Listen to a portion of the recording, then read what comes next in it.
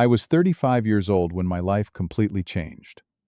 My wife Amanda and I had been married for 5 years, and I thought we were happy. But her friends never liked me. They were a tight group from college, and I was the outsider who took away their friend.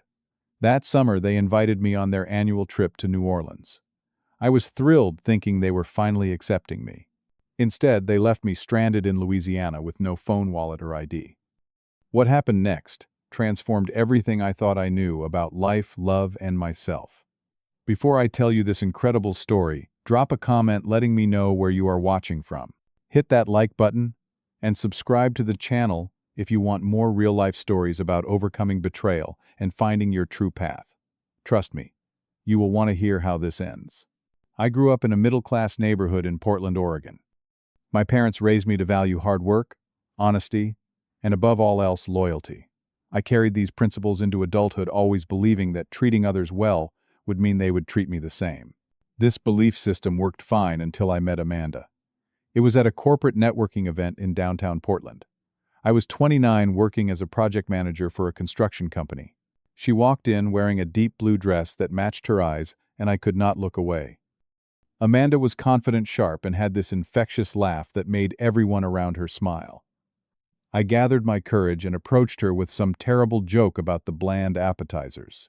Instead of dismissing me, she laughed, and we ended up talking for the entire evening. Our romance moved quickly.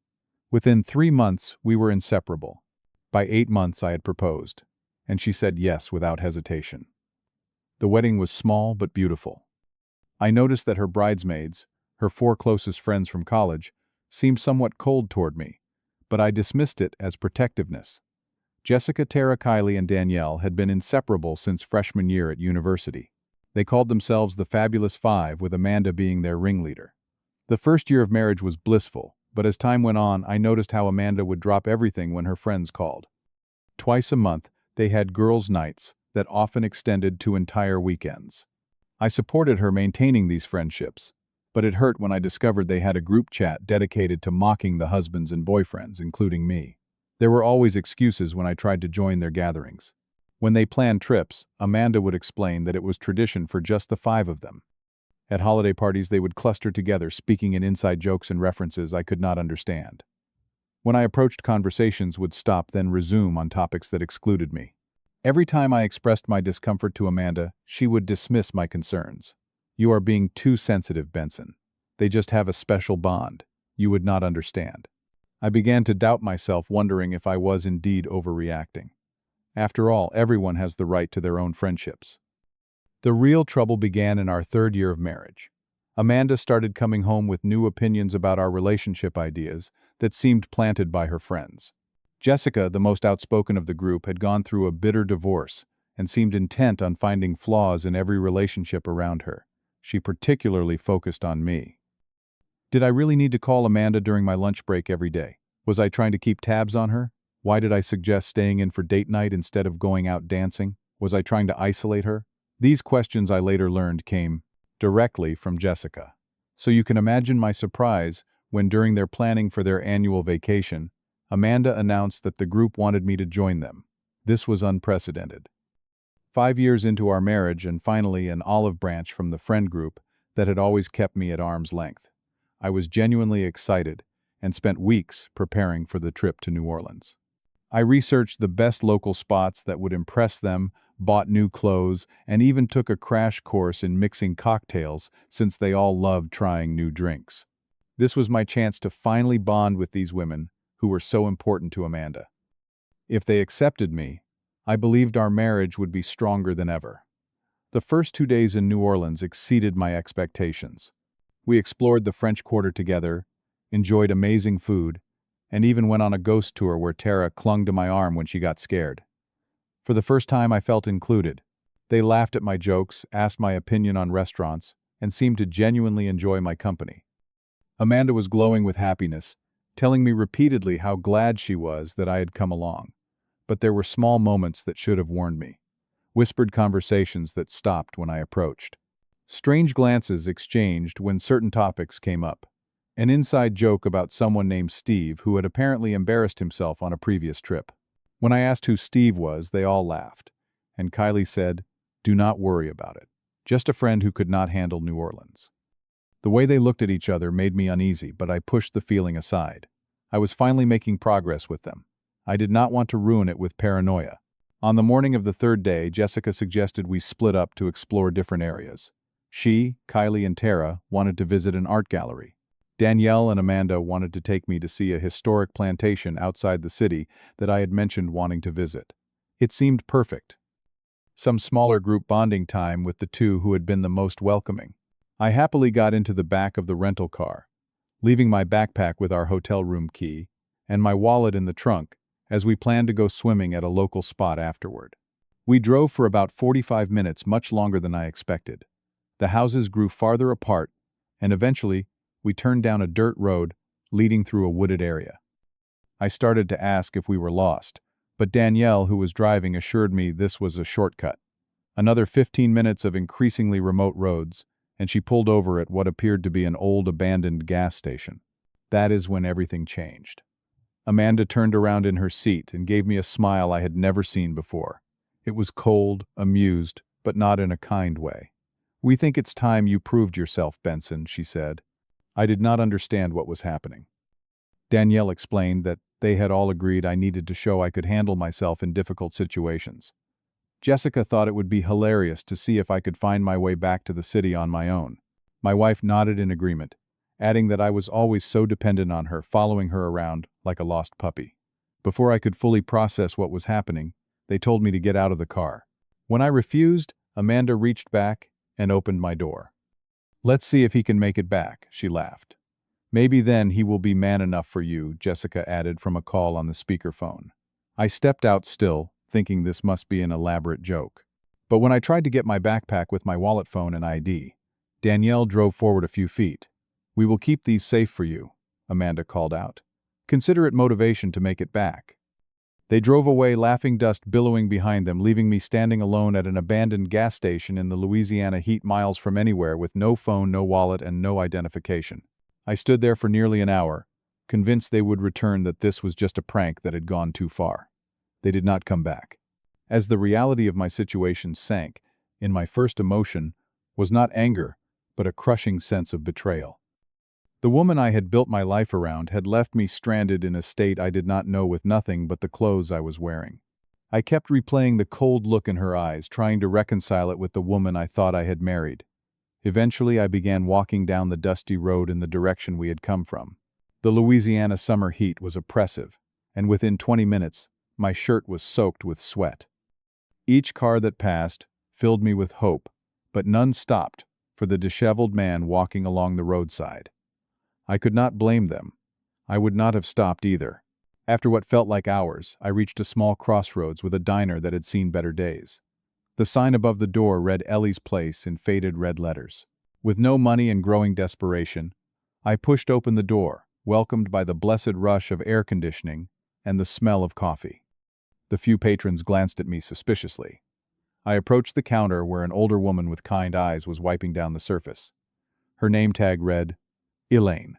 When I explained my situation, she looked skeptical at first. I probably sounded like a con man with a rehearsed story. But something in my voice, or perhaps the genuine despair in my eyes, convinced her. She offered me a glass of water and let me use the diner's phone. My hands shook as I dialed Amanda's cell number. Straight to voicemail. I tried again and again. I left messages ranging from confused to pleading to angry. I tried Danielle's number next, then Kylie's. No answers. I even swallowed my pride and called Jessica, the architect of my humiliation. Nothing. Elaine watched me with growing concern as I made call after failed call. As the reality that no one was coming for me settled in, she offered me a bowl of gumbo on the house. "You need to eat something, honey. Then we will figure this out." Her simple kindness brought tears to my eyes that I struggled to hold back. With Elaine's help, I contacted the local police. Without ID, they were reluctant to do much, especially when I explained that my wife and her friends had essentially played a prank on me. The officer who took my report seemed to find the situation somewhat amusing. "Not the first marriage spat to end up with someone left on the side of the road," he chuckled. "They will cool down and come back for you." But they did not. Elaine, seeing my situation, connected me with a local shelter where I could stay for the night. Before I left the diner, she pressed $20 into my hand. Get yourself some toiletries and something to eat tomorrow. Pay me back when you can. That night in the shelter was one of the lowest points of my life. I lay on a thin mattress, surrounded by strangers, some battling addiction, others mental illness, some just down on their luck like me. I had gone from a comfortable middle-class life to homeless in a single day. The weight of Amanda's betrayal crushed my chest, making it hard to breathe. How could someone who had promised to love me orchestrate something so cruel? Morning brought new horrors. I returned to the police station, hoping for updates only to discover that my credit cards were being used all across New Orleans. Amanda and her friends were continuing their vacation shopping and dining on my dime. When I asked the officer if this constituted theft, he shrugged. You are still married. Joint accounts are complicated. Besides, how do we know she does not have permission to use your cards? I felt utterly powerless. Without ID, I could not even access the small amount of money in my personal savings account. I could not fly home without identification. The police suggested I contact friends or family for help, but I felt too ashamed to call anyone. How could I explain that my wife had abandoned me as a joke, that the past 5 years of my life had apparently meant nothing to her? By afternoon, I had managed to borrow enough money from a local church outreach program to buy a bus ticket back to Portland. As I stood in line at the bus station, ticket in hand, a strange calm came over me. Did I actually want to go back? To what? A home where I clearly was not respected.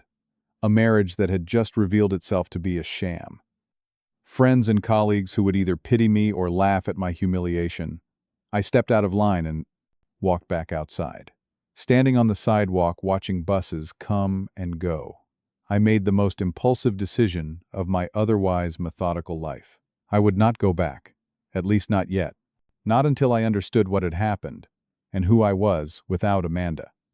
I spent that night on a bench in a park, my borrowed money now insufficient for another night at a motel.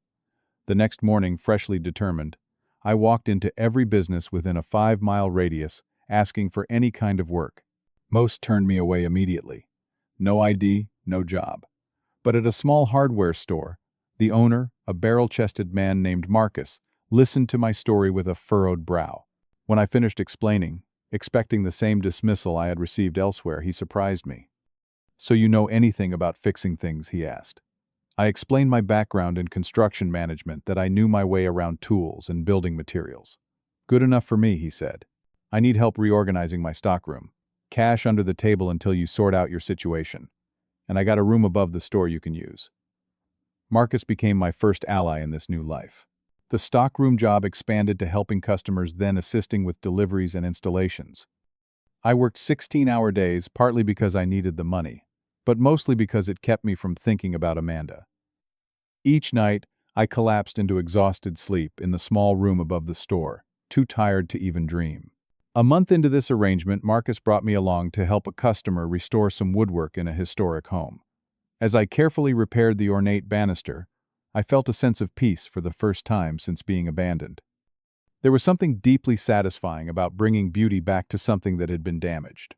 The homeowner was so impressed that she recommended me to friends, and suddenly I had side jobs restoring antique furniture and architectural elements in the historic homes that New Orleans is famous for. 6 months after being left at that gas station, I had saved enough to rent a tiny apartment and set up a small workshop. I grew a beard, let my hair grow longer, and adopted clothing styles that suited my new life as a craftsman rather than a corporate worker. People who knew me before would have walked right past me on the street. With each piece of furniture, I restored each banister or crown molding. I brought back to life. I felt myself being restored as well. The betrayal still ached, but it no longer defined me. I maintained minimal digital presence, using a new email address only for business purposes. I knew Amanda could find me if she really tried, but as months passed with no word from her, I realized she probably was not trying. Our marriage had been as disposable to her as I had been on that Louisiana back road. 1 year after the abandonment, I formally established my own business, Phoenix Restorations. The name felt appropriate for a life and career that had risen from the ashes of my old identity. Word of my craftsmanship spread quickly in the close-knit community of historic home enthusiasts. Marcus helped me secure a bank account using the minimal documentation I had managed to obtain, and my little business began to flourish. 5 years passed in a blur of growth and healing. My restoration business had expanded to include 3 employees. I had genuine friendships with Elaine from the diner, who had become something of a surrogate mother, and with a circle of artisans and craftspeople who shared my passion for preservation. I had created a life I never would have found if Amanda and her friends hadn't cruelly cast me aside. It was during this period that I met Grace. She was an architect specializing in historic preservation, and we crossed paths when she brought a client to my workshop to discuss restoring the original features of a Garden District mansion. Grace was brilliant, driven, and had a quiet confidence that drew me in immediately. But I was terrified of trusting anyone with my heart again. Our professional relationship slowly evolved into friendship. We would discuss design challenges over coffee, which turned into discussions about books over dinner, which eventually led to deeper conversations about our lives and dreams. After nearly a year of this dance, Grace finally confronted me about my reluctance to move forward. "I have feelings for you, Benson, and I think you feel the same way about me. But something is holding you back. I need to know what it is." That night I told her everything. About Amanda, the abandonment, my decision to start over, and my fear of being vulnerable again. I expected pity, or perhaps even disbelief. Instead, she listened intently, her eyes never leaving mine. And when I finished, she simply took my hand. "Thank you for trusting me with your story," she said. "What was done to you was unforgivable. But I am not Amanda, and I would never betray you like that." Slowly, carefully, we built a relationship on a foundation of absolute honesty. Grace suggested that I legally change my name to make a clean break from the past, to protect myself from being found if I did not want to be.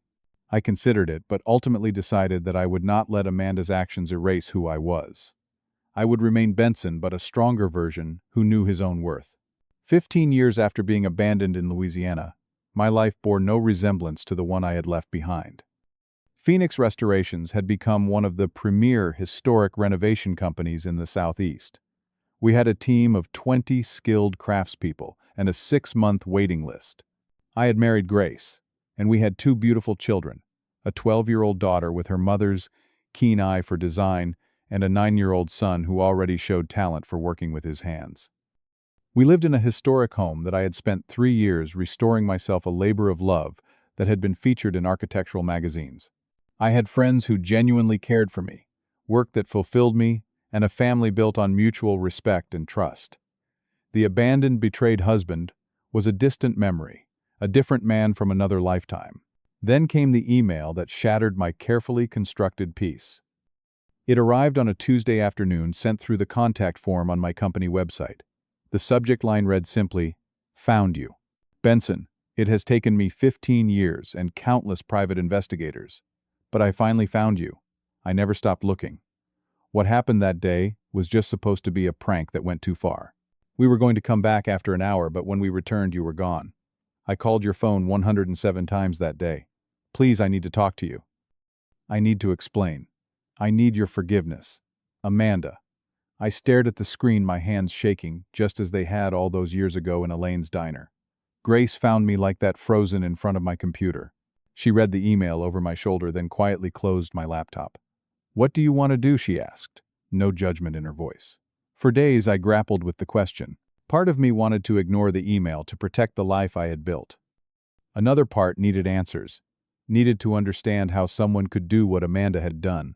Grace supported whatever decision I might make, reminding me that I was now speaking from a position of strength, not vulnerability. After a week of consideration, I replied with a single line, "Meeting you would be for my closure, not yours." We arranged to meet at a neutral location, a coffee shop in the central business district. I arrived early, selecting a table with a clear view of the entrance. When she walked in, I almost did not recognize her. 15 years had changed her as much as it had changed me. The confident, laughing woman I had married looked smaller somehow, her eyes darting nervously around the room until they landed on me. Recognition dawned slowly on her face. The beard, the different style, the 15 years of life she had missed. She approached hesitantly and asked permission before sitting across from me. For several long moments she simply stared, taking in the stranger I had become. "I never thought I would see you again," she finally said, her voice barely above a whisper. "I looked for you everywhere." When you did not come back to the hotel that night, I panicked. I called and called. We drove back to where we had left you, but you were gone. I filed a missing persons report, hired private investigators. For years I thought you might be dead. I listened without interruption, studying her face for signs of the cruelty I had seen that day in the car. Instead, I saw what appeared to be genuine grief and regret. It was Jessica's idea, she continued. She thought it would be funny to see you have to figure things out on your own for once. I never should have gone along with it. When we came back and could not find you, the group fell apart. I blamed them, they blamed me. I lost my husband and my friends in one day. I had rehearsed what I would say many times, but sitting across from her, those prepared words felt hollow. Instead, I spoke from the heart. What you did changed everything. Amanda, not just leaving me there, but showing me that our entire marriage was built on something false. I realized I had spent years trying to win the approval of people who had no respect for me, including my own wife. But the strangest thing happened. Being abandoned was the best thing that ever happened to me. I told her about my new life, about finding my passion for restoration, about the success of my business, about meeting Grace, our children, our home. With each detail, her expression shifted from hope to understanding. She had expected to find the same man she had left behind, perhaps angry but ultimately willing to hear her out. Instead, she found someone who had been fundamentally transformed. For my part, I was surprised to discover that I felt no anger toward her, not anymore. The betrayal had shaped me, but it no longer defined me. In some strange way, I was grateful for the path it had set me on, though I would never thank her for the cruelty of that day. As our conversation wound down, I reached into my pocket and pulled out my old wedding ring. I had kept it all these years, not out of sentiment, but as a reminder to never again compromise my self-worth for acceptance. I placed it on the table between us. I forgive you, Amanda. Not because you deserve it, but because holding on to that pain does not serve me anymore. I hope you find peace. She reached for my hand, but I gently pulled away and stood to leave. As I walked out of the coffee shop, I felt a profound sense of closure. The last chain connecting me to that painful past had finally broken. I was free not just from Amanda, but from the man who had been so desperate for approval that he had ignored every red flag. That evening, I sat on the porch swing with Grace, watching our children play in the yard as the sun set over New Orleans. I thought about the strange winding path that had led me here to this family, this home, this life. How the worst day of my life had ultimately guided me to the best years I could have imagined. Sometimes the most painful moments are actually doorways, I told Grace as she rested her head on my shoulder. They feel like endings, but they are really beginnings in disguise. If you have ever had to start over after betrayal, I would love to hear your story in the comments. What painful ending became your beautiful beginning? Like this video, if you believe that sometimes losing everything is the only way to find what you truly need. Subscribe to hear more stories of resilience and transformation. And please share this with someone who might need to hear that their story is not over yet, just taking an unexpected turn. Thank you for being part of this journey with me. Remember, it is not the fall that defines us, but how we choose to rise afterward.